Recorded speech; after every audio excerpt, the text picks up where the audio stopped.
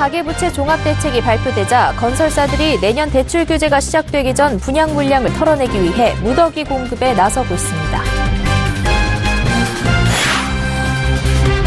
공정거래위원회가 프랜차이즈 업계에 칼을 빼들자 프랜차이즈 협회가 자정안을 내놨습니다. 가맹점주의 권익을 보호한다고 하지만 강제성이 없어 실효성에 의문이 제기됩니다. 조만간 기준금리가 올라갈 것으로 예상되는 가운데 금융당국이 이를 빌미로 은행권이 금리를 과하게 올리는 탐욕 영업을 예의주시하겠다고 경고했습니다. 전날 KB금융지주와 우리은행에 이어 오늘 하나금융지주와 IBK 기업은행마저 깜짝 실적을 발표하면서 은행권의 실적 성장세가 두드러지고 있습니다.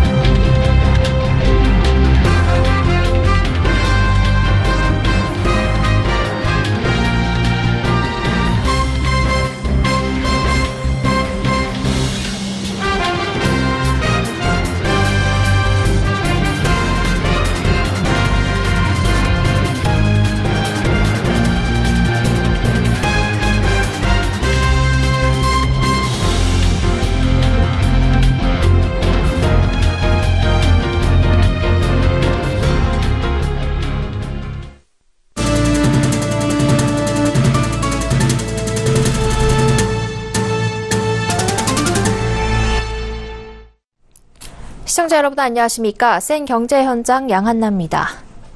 12사 가계부채 종합대책 이후 처음 열린 분양시장에 모델하우스가 대거 오픈했습니다.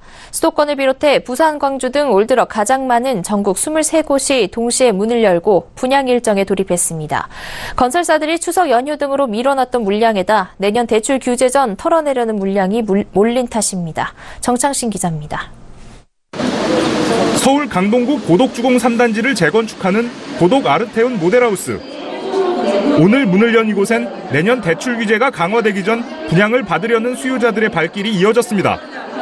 이 단지는 34층 41개 동 규모로 총 4,066가구 중 1,397가구가 일반 분양됩니다. 부동산 전문 리서치 회사 리얼투데이 조사에 따르면 이날 전국 23곳에서 모델하우스가 동시 오픈했습니다. 올 들어 가장 많은 곳에서 분양시장이 열린 겁니다. 서울, 경기 등 수도권 16곳에서 8,616가구, 부산, 광주 등 지방 7곳에서 4,442가구를 일반 분양합니다. 업계에선 그동안 추석 연휴 등으로 미뤄뒀던 물량에다 12사 가계부채 대책이 시행되는 내년 1월 전 물량을 쏟아내고 있는 것으로 분석했습니다. 여기에 내달 10일엔 지방 민간택지에서도 전매 제한이 시행됩니다. 정부는 지난 8일 부동산 대책으로 부산 해운대구, 기장군 등 7곳을 조정 대상 지역으로 지정하고 분양권 전매를 소유권 이전 등기 시까지 금지했습니다. 지방 인기 지역에서 전매 차익을 기대하고 뛰어드는 수요가 몰릴 것으로 예상됩니다. 수도권에선 예상보다 분양가를 3.3제곱미터당 100만 원가량 싸게 분양하는 재건축 단지의 경우 로또 분양 우려도 나옵니다. 현재 시세보다 싸게 분양한 데다 아파트 공사가 끝나는 3년 뒤쯤엔 분양가가 수억 원 오를 가능성이 크기 때문입니다. 전문가들은 쏟아지는 분양 물량에 성급하게 청약에 나서지 말라고 조언하고 있습니다. 내년 상반기까지 매물로 나오는 물량을 지켜봐야 한다는 겁니다. 다음 달 정부는 다주택자의 임대사업자 등록을 유도하는 주거복지 로드맵을 내놓을 예정인데 상황에 따라 매물이 쏟아질 가능성이 큽니다. 내년엔 43만 4천여 가구가 입주할 예정으로 2000년 이후 최대 물량입니다. 서울경제TV 정창신입니다. 지난 7월 프랜차이즈 업계가 잇따른 갑질 논란에 휩싸이자 공정거래위원회가 칼날을 빼들었죠. 이에 프랜차이즈 협회가 스스로 갑질을 끊어내겠다며 올 연말까지 자정안을 내놓겠다고 약속했는데요. 오늘 그 자정안이 발표됐습니다. 가맹점주의 권익을 보호하는 데 초점을 맞췄지만 강제성 없는 자정안이어서 실효성에는 의문이 듭니다. 이보경 기자입니다. 가맹점이 100곳 이상인 대규모 프랜차이즈 가맹본부는 1년 안에 소속 가맹점주를 대표하는 가맹점 사업자 단체를 구성하고 상생협약을 체결해야 합니다. 가맹점주들의 협상력을 높이고 본부와 가맹점주의 소통을 강화하겠다는 겁니다. 가맹본부와 가맹점 사업자 간의 대화와 협의를 정례화하고 협의 요청을 부당하게 거부하고 방해하지 못하게 하는 등 가맹점 사업자의 협의권을 보장할 것입니다. 논란이 된 통행세 등 유통 폭리 근절에도 나섰습니다. 가맹점이 본사에서 반드시 사야 하는 품목인 필수 품목을 브랜드 품질이나 서비스 동일성 유지에 반드시 필요한 물품만으로 지정하도록 했습니다. 김상조 공정거래위원장은 의미 있는 개선 방안이라면서도 아직 구체적인 안이 마련되지 않은 부분에 대해 지적했습니다. 판촉 비용이나 점포 환경 개선 비용 분담 기준에 대해서는 이제 언급이 없었는데요. 또한 필수 품목 지정을 최소화하겠다라고 했는데 그 기준을 이제 구체화하는 작업도 아마 필요할 거라고 생각을 합니다. 또 이번 자정안에 실효성이 있을지에 대해서는 의문이 제기됩니다. 강제성이 없는 자정안들로 결국 업체들의 자발적인 참여가 관건이기 때문입니다. 협회 측은 자정혁신안을 공정위에 제출한 뒤 가능한 부분은 제도화될 수 있도록 노력하겠다는 방침입니다. 서울경제TV 이보경입니다. 금융위원회는 오늘 김용범 금융위 부위원장을 주재로 가계부채 동향 점검 회의를 열었습니다. 자리에는 금융위와 금감원 관계자, 시중은행 여신 담당 부행장 등이 참석했습니다. 김 부위원장은 금리 인상기를 틈탄 과도한 대출금리 인상이 있는지 지켜보겠다며 가계부채가 연착될 수 있도록 시중은행들이 협조해달라고 당부했습니다. 보도에 정훈규 기자입니다. 한국은행이 조만간 기준금리를 올릴 것으로 예상되는 가운데 금융당국이 이를 빌미로 한 은행권의 탐욕 영업을 경고하고 나섰습니다. 김용범 금융위 부위원장은 오늘 시중은행 여신 담당 부행장들과의 가계부채 동향 점검회의에서 금융사의 불합리하고 투명하지 않은 가격 결정 방식과 불공정한 영업 행태에 대해 집중 점검하고 예외 없이 엄단하겠다고 말했습니다. 은행들이 자체적인 가산금리를 올려 기준금리 인상 속도보다 과하게 대출금리를 올리는지 예의주시하겠다는 겁니다. 금융위원회에 따르면 시중은행의 가계대출 금리는 최근 일주일 사이 0.11에서 0.16%포인트 상승했습니다. 최근 단기간에 금리가 큰 폭으로 오른 것은 한국은행의 기준금리 인상에 대한 기대가 채권시장에 선반영됐기 때문입니다. 그러나 김 부위원장은 과거 일부 금융회사가 시장금리 상승에 손쉽게 대응하고 비용을 고객에게 전가하기 위해 가산금리를 자의적으로 인상한 사례가 있다고 지적했습니다. 김 부위원장은 또 금융감독원에 은행 창구에서 고정금리 대출이 과하게 줄어들지 않는지 집중 점검해달라고 주문했습니다. 통상 금리 인상이 확실시 될 경우 고객들은 고정금리가 유리하지만 은행들은 금리가 오르기 전 낮은 이자를 계속 받아야 해 고정금리 대출을 꺼리기 때문입니다. 금융위는 필요하다고 판단될 경우 올해 45% 수준인 고정금리 대출 비중 목표를 상향 검토한다는 방침입니다.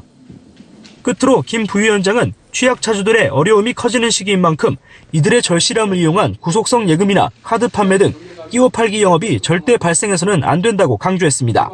서울경제TV 정원규입니다.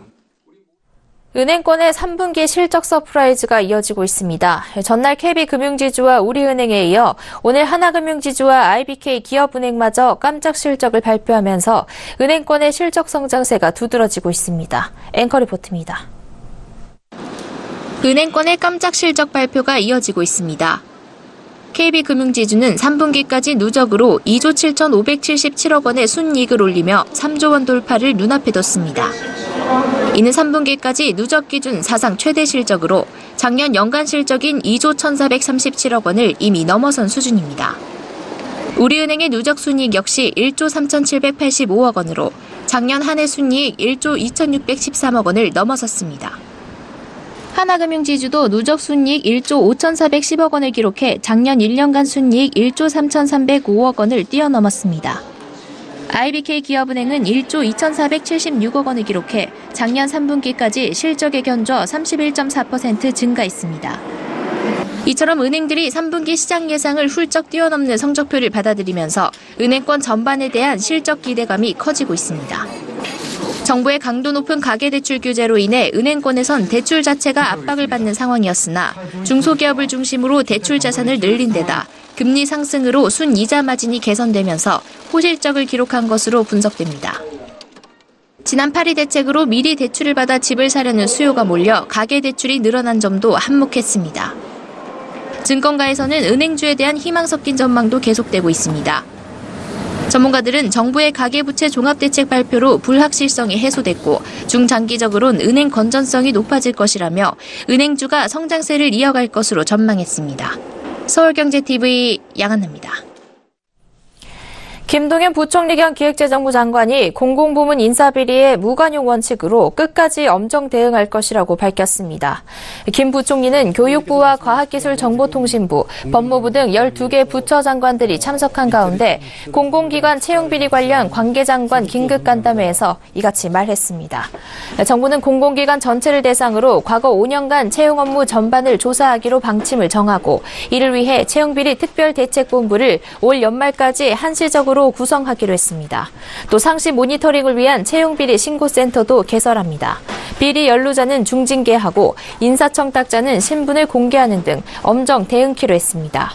정부는 채용비리 관련자에 대해 향후 5년간 공공부문 입사지원 자격 박탈 등에 대한 근거를 신속히 마련하기로 했습니다.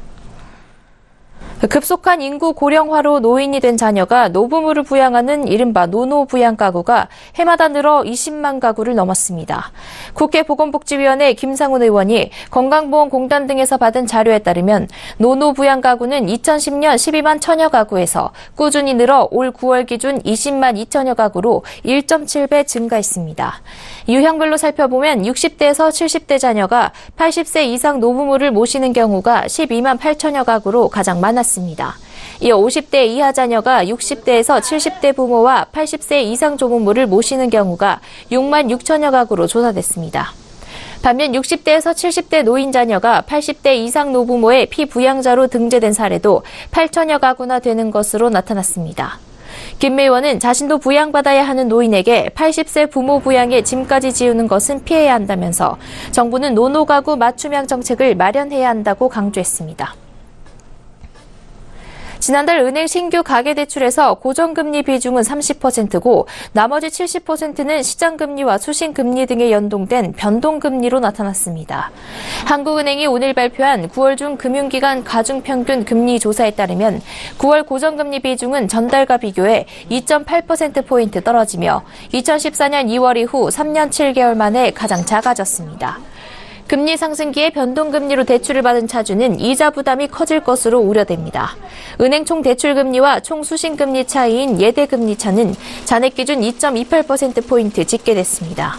전달에 비해 0.01%포인트 확대되며 2015년 2월 이후 2년 7개월 만에 최대를 기록해 은행권 수익성은 좋아졌습니다.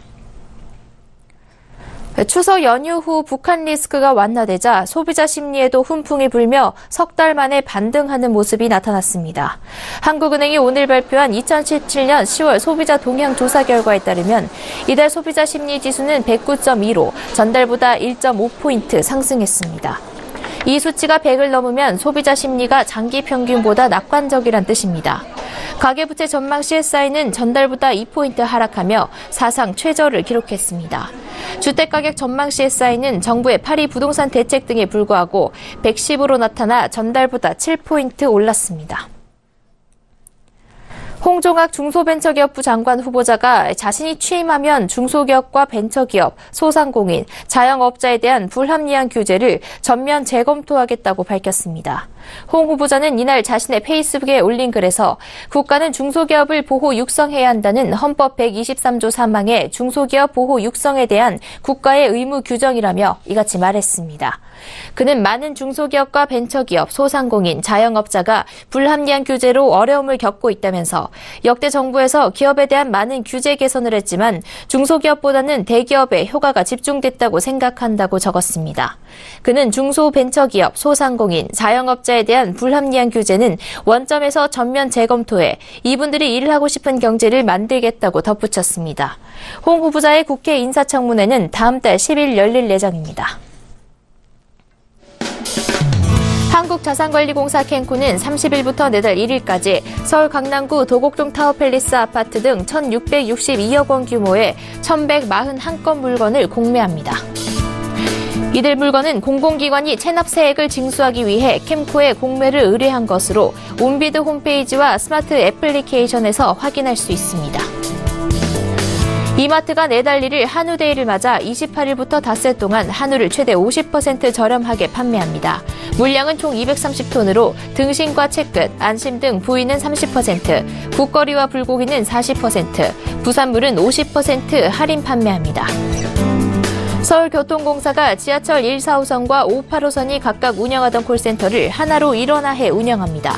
1577-1234로 전화하면 위급상황 신고부터 유실물, 막차 시간 등 지하철과 관련된 모든 민원 신고와 안내 등을 24시간 받을 수 있습니다.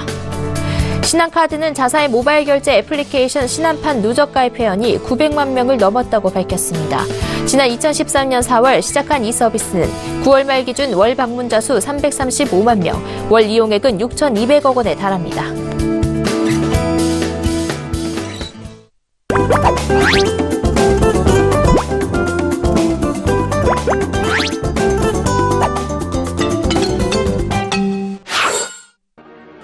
사랑의 묘약, 나비부인, 대표적인 오페라 작품들입니다. 오페라라고 하면 좀 생소하고 낯설게 느끼는 분들 많으실 텐데요. 오페라를 보다 쉽고 친숙하게 만날 수 있는 곳이 있습니다. 바로 영화관과 전시장인데요. 오늘 센즈라이프에서는 오페라를 보다 쉽게 접할 수 있는 곳을 알려드립니다.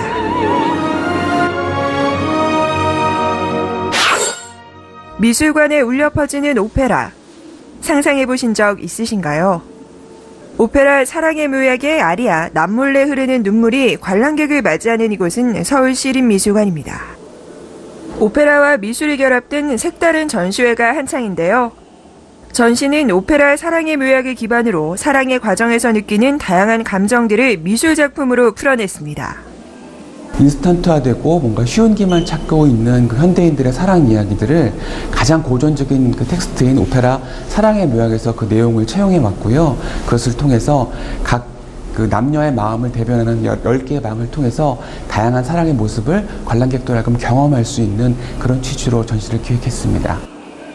고전적인 사랑 이야기를 통해 음악과 미술을 쉽게 접할 수 있는 겁니다. 좀 생소한 장르인데 오페라를 전시장으로 데리고 왔습니다.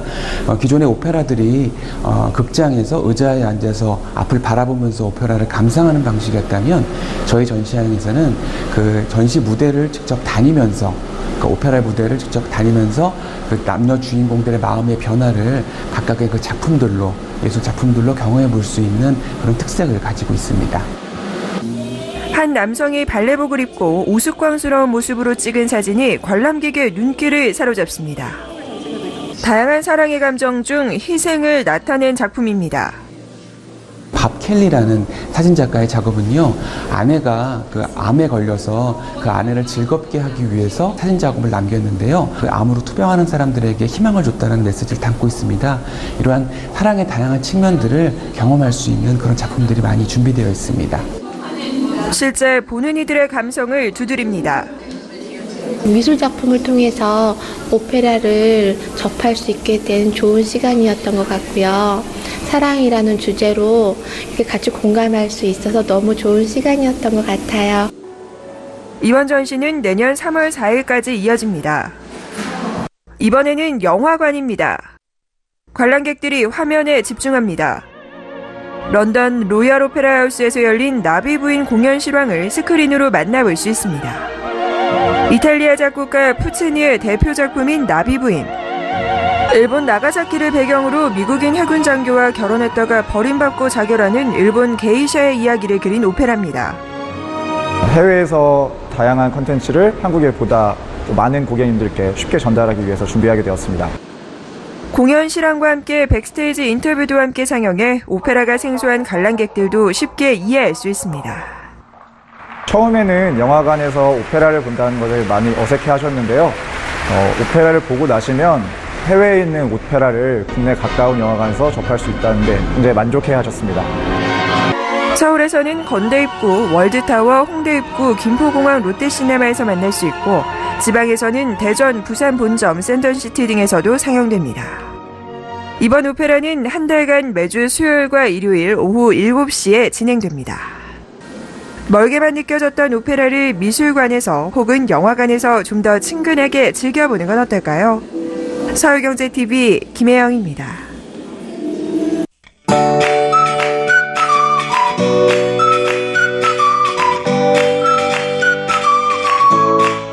안녕하세요. K웨더 라이프스타일 예보 최씨입니다. 현재 하늘은 대부분 지방이 대체로 맑지만 미세먼지로 인해 대기가 뿌였습니다. 다행히 토요일인 내일은 미세먼지 농도가 보통 단계를 회복하겠습니다. 주말을 앞두고 나들이 계획하시는 분들 많으실 텐데 대기질이 평상시 수준을 회복해서 다행입니다. 여기 하늘도 맑고 가을볕이 내리쬐면서 온화하겠습니다. 낮 기온 서울 23도로 예년과 비교해 7도나 높겠고요. 광주 역시 24도까지 크게 올라 온화하겠습니다. 다만 대기가 건조한 상태라 화재가 발생하기 쉬운 상황입니다. 단풍 보러 산행에 나서신다면 산불이 나지 않도록 불씨 관리에 주의해 주시기 바랍니다. 여기에 안정된 고기압 영향권 내에서 곳곳에 안개가 짙게 끼는 곳이 많겠습니다. 아침 일찍 집을 나서신다면 운전 조심하시기 바랍니다. 다음은 자세한 지역별 내일 날씨를 나전예보를 통해서 살펴보겠습니다. 중부지방 대체로 맑겠습니다. 서울의 아침 기온 10도, 낮 기온은 23도로 일교차가 크겠습니다. 동해안 지방은 구름 많겠고 아침에 속초 11도가 예상되는데요. 한낮에는 울진 20도까지 오르기 때문에 일교차를 염두에 둔 옷차림이 필요합니다. 남부도 대체로 맑겠고 아침 기온은 광주 11도로 낮겠지만 한낮에는 광주 24도까지 오르겠습니다. 물결은 남해상으로 매우 거세게 일겠습니다. 일요일에도 대부분 지방이 날씨 좋습니다. 대부분 구름 많은 가운데 서울의 낮 기온 18도까지 올라 예년 수준을 웃돌겠습니다. 다만 일요일 오후부터는 점점 싸늘해지는데요. 월요일에는 서울의 아침 기온 4도까지 뚝 떨어지겠습니다. 다행히 다음 주 하늘은 대체로 맑은 날이 많겠습니다. 날씨였습니다. 생경제 현장 여기까지입니다. 시청해주신 여러분 고맙습니다.